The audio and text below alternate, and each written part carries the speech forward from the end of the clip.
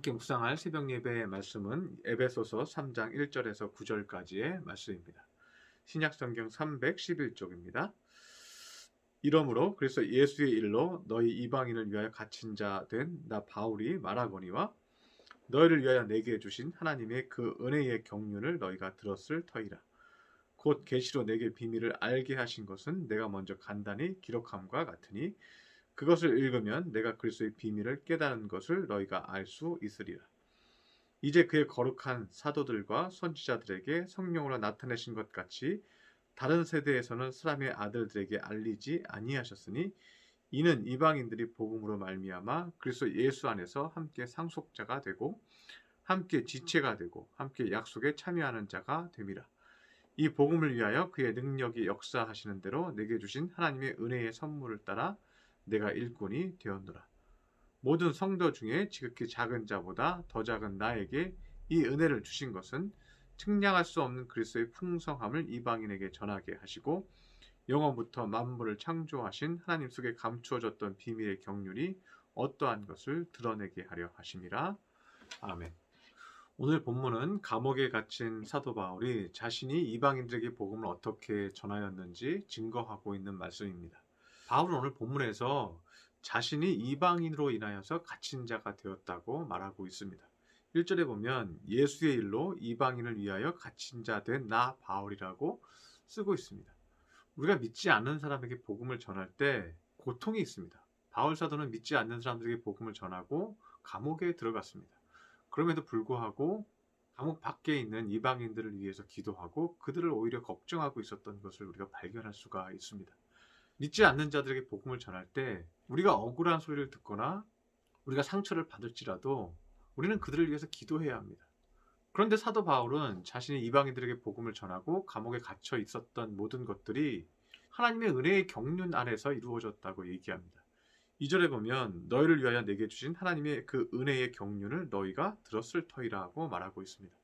NIV 영어 성경에서는요, 하나님의 경영으로 표현되어 있습니다. Administration of God's Grace라고 되어 있습니다. Administration은 관리, 경영 이런 의미입니다. Grace는 은총의, 은혜의 이런 뜻이죠. 하나님의 은총이, 하나님의 은혜가 이방인들을 경영했다. 구약의 하나님조차도 전혀 몰랐던 이방인들에게 복음을 전할 때 하나님의 은혜의 경영이, 은총의 경영이 있었다는 거예요. 어제도 말씀을 우리가 묵상했지만, 주일에도 말씀을 묵상했지만 하나님의 은총의 때와 섭리 가운데서 하나님의 시즌이 있다고 그랬죠. 때를 얻든지 못 얻든지 전하라 할 때 그때는 뭐라 그랬어요? 하나님의 때예요. 하나님의 시즌의 때예요. In season, out of season. 너희는 복음을 전하라. 그러면 하나님의 은혜의 경영이 때에 따라서 역사해 주실 것이다. 그런데 오늘 본문에서 바울 사도는 이방인들에게 복음이 전해질 때 하나님의 은총으로, 하나님의 은혜로 경영하셨다고 얘기합니다.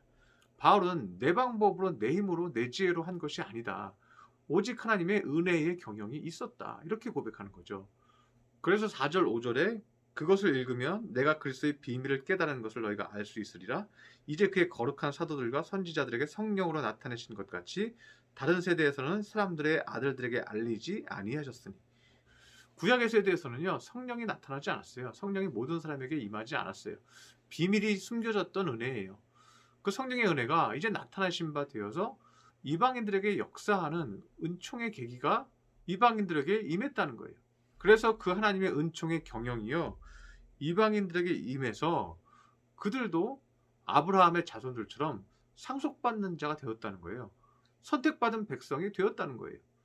6절에 보면 이는 이방인들이 복음으로 말미암아 그리스도 예수 안에서 함께 상속자가 되고 함께 지체가 되고 함께 약속에 참여하는 자가 됨이라. 이방인들이 똑같이 아브라함의 자손이 되고 그들이 하나님의 은혜의 상속자, 천국의 상속자가 된 이유가 뭡니까? 그것은 하나님의 비밀의 경영이에요. 은혜의 경영이에요. 성령의 경영이에요. 우리가 가족들을 만날 때, 복음 전해야 하는 가족들을 만날 때 지혜로 설득하지 말라는 거예요. 기도함으로 하고 위로함으로 하고 은혜로 하라는 거예요. 논리적인 설명이 필요 없습니다. 싸움만 합니다. 이해시킬 필요도 없습니다. 간절한 마음으로 기도해 주고요. 대표 기도하면서 한 명 한 명 부르면서 축복 기도해 주세요. 그러면 거기에 하나님의 은혜의 경영에 따라서 그 사람이 울기도 하고 회개도 하고 생각도 하는 것입니다. 바울 사도는 로마서를 매우 논리적으로 썼습니다. 히브리서를 누구의 저작인지 모른다고 얘기하지만 바울 사도가 히브리인들을 설득하기 위해서 쓴 서신이라고 알려져 있습니다. 바울 사도는 유대인들에게 매우 논리적인 서신들을 많이 썼어요. 그리고 많은 설명을 덧붙이고 있어요. 그런데 이방인들에게 복음을 전할 때는 나의 설득이나 이해를 시키지 않고 하나님의 은혜의 경영으로 하나님이 하셨다, 이렇게 말하고 있습니다. 오늘 본문 마지막 8절 9절을 봐도요, 모든 성도 중에 지극히 작은 자보다 더 작은 나에게 이 은혜를 주신 것은 측량할 수 없는 그리스도의 풍성함을 이방인에게 전하게 하시고, 이방인들을 복음을 전하면서요, 바울 사도는 내가 더 작다는 것을 느낀 거예요. 논리적인 설명으로 안 되고 이해시켜도 안 되고 지극히 작은 나에게 이 은혜를 전하게 해주셨다. 나는 부족한데 측량할 수 없는 그리스도의 풍성함을 이방인에게 전하게 하셨다. 내가 대단해서 전한 것이 아니라요, 내가 그들을 위해서 기도해주고 말씀을 전할 때 하나님의 경영이 측량할 수 없는 그리스도의 풍성함으로 그들의 가슴을 채웠다. 그들의 가슴을 뜨겁게 했다. 그런데 그렇게 하신 이유가 있습니다. 그렇게 하신 이유가 9절에 나오는데, 영원부터 만물을 창조하신 하나님 속에 감추어졌던 비밀의 경륜이 어떠한지를 드러내게 하려 하심이라. 하나님이 숨겨놓았던, 구약에 숨겨놓았던 성령의 은혜의 역사가 얼마나 큰 것인지 드러내시려고 이렇게 부족한 자를 통해서도 그리스도의 풍성한 은혜와 성령의 은혜로 저들을 복음을 받게 하셨다. 믿음이 부족하고 아예 믿지 않는 가족들도 있습니다. 그러나 논리적인 설명을 하지 마시고 그들을 위해서 기도하시기 바랍니다. 그들을 위로하고 격려하시기 바랍니다. 성령의 역사와 경영이 넘치시는 한 주간이 되시기를 축원합니다. 기도하겠습니다. 할렐루야. 사랑과 은총이 충만하신 주님, 바울 사도가 이방인들에게 복음을 전할 때는 하나님의 은혜의 경영이 있었다고 고백하고 있습니다. 바울 사도가 논리적으로 전하지 아니하고 오직 은혜로 전하였는데 그리스도의 은혜가 그들에게 풍성하게 역사하여 그들의 마음을 감동시켰다고 고백하고 있습니다.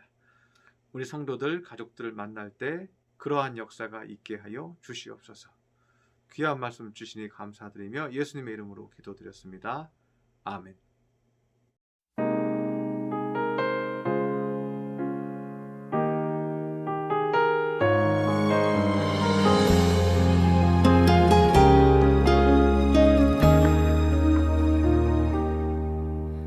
천번을 불러봐도 내 눈에 눈물이 멈추지 않는 것은 십자가의 그 사랑, 나를 살리려 지신 그 십자가, 모든 물과 피 나의 더러운 죄 씻으셨네.